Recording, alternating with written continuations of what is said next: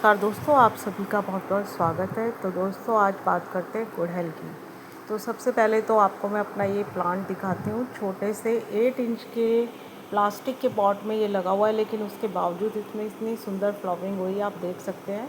कम से कम 6-7 फूल इस पे आए हैं। और सबसे बड़ी बात है, फूलों का साइज़ और कलर बहुत ही ब्राइट है और साइज़ बहुत बड़े साइज़। अगर आप बात करें खाद की, तो मैं, जैसा कि आपने देखा ही होगा मेरी वीडियो में, कि मैं ज़्यादा केमिकल खाद प्लांट पे यूज़ नहीं करती। मेरा उद्देश्य होता है कि प्लांट जो है वो हरे भरे बने रहें।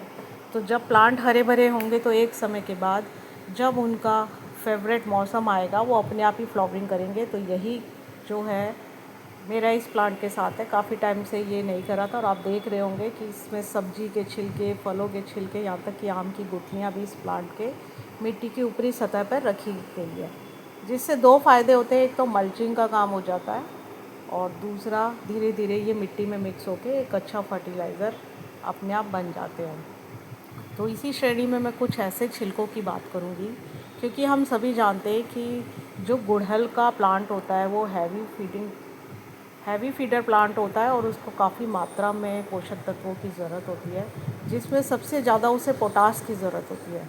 तो अगर हम अपने घर की चीज़ों की बात करें तो वो कौन कौन से छिलके हैं जो जिनको खाद बनाने के लिए बहुत ज़्यादा समय नहीं लगता, क्योंकि अक्सर ये होता है कि हमारे घरों में इतनी जगह नहीं होती कि हम सारे छिलकों को लेके खाद बनाएं। कभी कभी खाद में कीड़े भी हो जाते हैं, थोड़ा सा डिफ़िकल्ट होता है। तो अगर मैं दोस्तों खाद की बात करूं तो वर्मी कंपोस्ट, तो जैसे 70-80 रुपये का जो पैकेट होता है वो मैं ज़्यादातर बना ही लेके आती हूँ।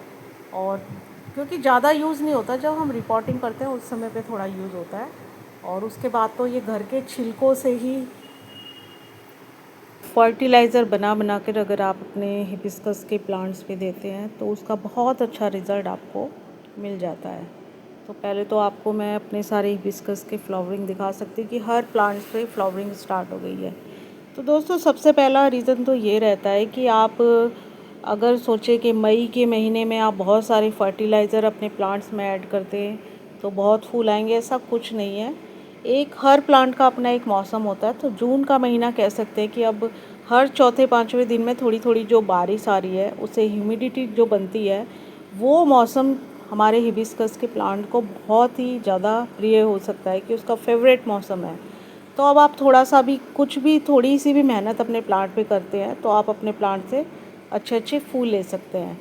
और हमारा हिबिस्कस का प्लांट जो है वो पोटास को बहुत ज़्यादा पसंद करता है। तो हमें अपने घर के निकले हुए किचन वेस्ट के कुछ ऐसे छिलके यूज़ करने हैं, जैसे कि आलू का छिलका हो गया, प्याज का छिलका हो गया। तो जो मेरे पुराने गार्डनर फ्रेंड हैं वो तो सब जानते ही हैं, लेकिन कुछ नए भी जुड़ते हैं या नई नई गार्डनिंग करते हैं, तो उनके लिए एक छोटी सी शेयरिंग, एक कोशिश है मेरी कि वो जान सके कि किस तरीके से ये घर से निकलने वाला किचन वेस्ट से हम अपने गुड़हल के फूलों से भर भर के फूल ले सकते हैं। तो इन छिलकों को 2-3 दिन आप पानी में भिगो कर रख दीजिए। और अगर धूप निकली हुई है और आपके प्लांट छत पे रखे हैं गुड़हल के, तो आप डायरेक्ट भी उसके गमलों पे इन छिलकों को डाल सकते हैं, जो मल्चिंग का काम करेंगे। अब 2-3 दिन बाद जब ये पानी आपका रेडी हो जाएगा, उसको आपने डाइल्यूट करके 10 गुना पानी में मिला के अपने प्लांट्स को देना है। और दूसरी जो हमारी चमत्कारी चीज़ है, हम जानते हैं कि केले के छिलके, इसमें तो आपको कुछ भी नहीं करना। अगर आपके पास पहले से सूखे रखे हुए हैं या जब बीच बीच में धूप निकलती है, इन छिलकों को अच्छे से सुखा लें और ये ड्राई फॉर्म में हो जाएं, तो इसको हाथों से क्रश करके डायरेक्ट अपने प्लांट में आप डाल सकते हैं या पानी में भिगोकर भी इसे दे सकते हैं। तो भर भर के फूल हमारे प्लांट्स पे आएंगे। और कोशिश कीजिए वो अपने प्लांट्स को फुल सनलाइट में रख दीजिए।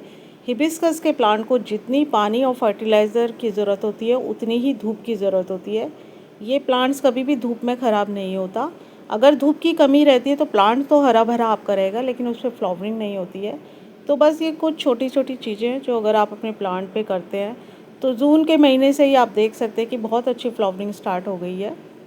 लेकिन फिर भी जब 2-3 दिन धूप निकले तब आप 15 से 20 दिन में इस फर्टिलाइज़र को यूज़ कर सकते हैं और उससे आपका प्लांट हेल्दी भी रहेगा। क्योंकि अगर हम केमिकल पोटास की फर्टिलाइज़र की बात करें तो एक समय के बाद जो गमले की मिट्टी है वो ख़राब हो जाती है।